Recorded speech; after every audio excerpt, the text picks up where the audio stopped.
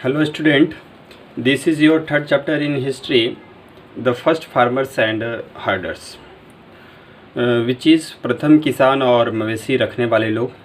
This is first part of this lesson. After completing this lesson, you will be able to understand about Neolithic age or New Stone Age, discovery of wheel and Chalcolithic age. Okay. इससे के पहले का जो chapter था, chapter 2, जिसके बारे में early humans के बारे में पढ़े थे, और हम लोगों ने ये जाना था कि कैसे हिस्ट्री के जो प्री हिस्टोरिक पीरियड हैं, मतलब वैसे इतिहास का वह कालखंड जहाँ का कोई लिखित साक्ष्य मौजूद नहीं है, तो उस समय में जो पत्थरों का यूज़ करते थे वे लोग एज ए टूल्स के रूप में, तो उसी आधार पर हम लोग उस पीरियड किए थे. जैसे कि पहले उसमें पीरियड आता था उसमें पैलेलिथिक एज. आप देख सकते हैं यहाँ पे पैलेलिथिक एज आता था, जो कि 5 लाख BC से लेकर के 10,000 BC तक का ये पीरियड था. उसके बाद का जो समय आता था वो आता था मेसोलिथिक एज. वो था 10,000 BC से लेकर के 8,000 BC तक का समय. ओके, तो इन दोनों के बारे में हम लोग पीछे के चैप्टर में पढ़ चुके हैं. इस चैप्टर से जो हम लोगों को पढ़ना है, तो इसके बाद का जो पीरियड है जिसको न्यूलिथिक एज कहते हैं, हिंदी में बोल सकते हैं इसको नवपाषाण काल. इससे पहले वाले को मध्य पाषाण काल, और जो पहले वाला था पैलेलिथिक एज, इसको बोल सकते हैं ओल्ड स्टोन एज.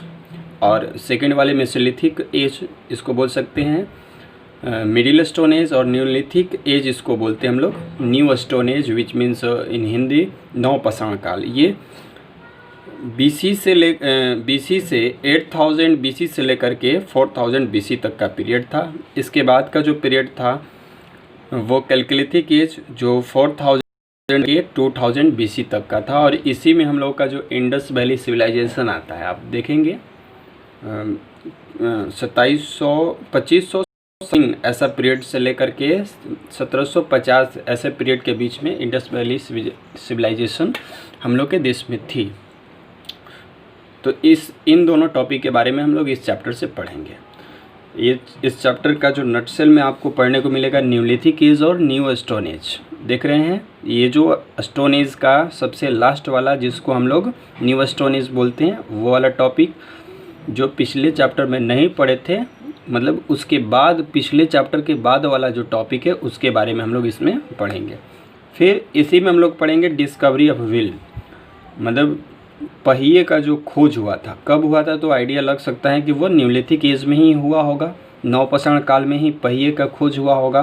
पहिए के खोज हो जाने से पहिए का खोज मानव इतिहास में एक क्रांतिकारी घटना मानी जाती है, जो मानव का जो अब तक पहले का जो जीवन यापन था, रहने का तौर तरीका था, वो सारी चीज़ को पूरी तरह से बदल करके रख दिया. तो ये घटना हुआ न्यूलिथिक एज और न्यू स्टोन एज में, राइट. और फिर आगे हम लोग पढ़ेंगे कैलकुलिथिक एज के बारे में. इन सारे टॉपिक्स के बारे में हम लोग यहाँ पढ़ने वाले हैं, राइट. चलिए शुरू करते हैं. Let's get started. As man reached the end of the Mesolithic age, his living condition changed. He gained knowledge about agriculture and nation. Therefore, there was no need for him to keep moving around with the animals in search of food. He learned to cultivate land, sow seeds, and grow wheat and rice, which provided him food.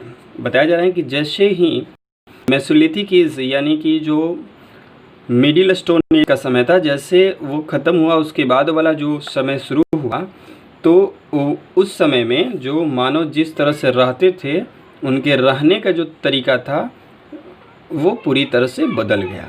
जैसे कि उन लोगों ने उस समय में कुछ ज्ञान प्राप्त हुआ, जैसे कि कृषि के बारे में उन्हें ज्ञान प्राप्त हुआ, कैसे फसलों को बोना है, कल्टीवेट करना है, इसका जानकारी हुआ.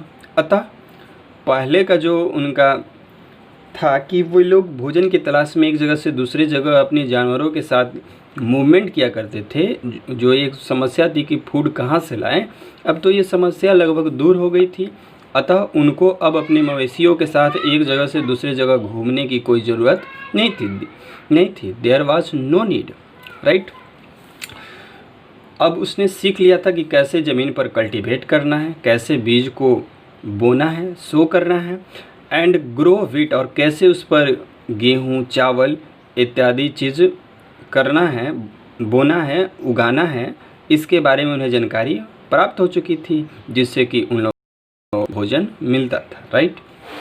Man was forced to stay in one place and have a settled life in order to take care of plants and crops. Soon, when he entered the Neolithic age, he started using polished tools, domesticated animals, and started growing plants. However, the geographical location had its influence on the Neolithic age.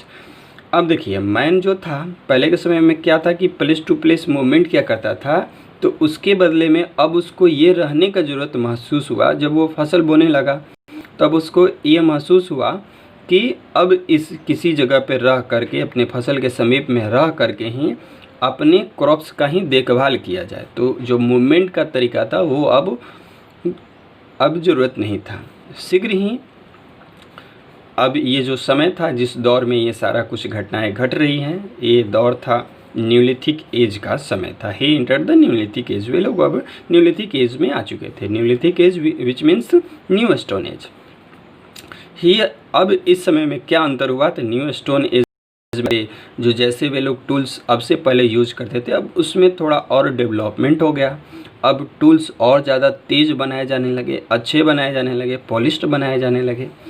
जानवरों, कई प्रकार के जानवरों को वे लोग domesticate करके रखने लगे, पालतू बना करके रखने लगे। एंड स्टार्टिंग ग्रोइंग प्लांट्स, और पौधों को बोना भी शुरू कर दिए थे।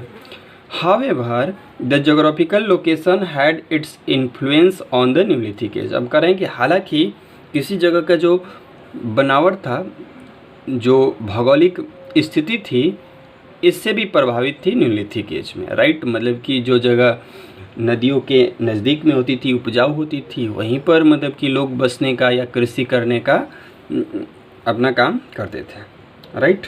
अब यहाँ से हम लोग का टॉपिक स्टार्ट हो रहा है। या आज के लिए ये इंट्रोडक्शन रहने देते हैं। नेक्स्ट टाइम हम लोग स्टार्ट करेंगे न्यूलिथिक एज और न्यू स्टोन एज से, जो कि 8000 BC से लेकर के 4000 BC तक चला। इसके बारे में पढ़ेंगे हम लोग। और इस समय एग्रीकल्चर कैसे होता था, जानवरों को वे लोग डोमेस्टिकेशन कैसे करते थे, इत्यादि के बारे में जानकारी हासिल करेंगे।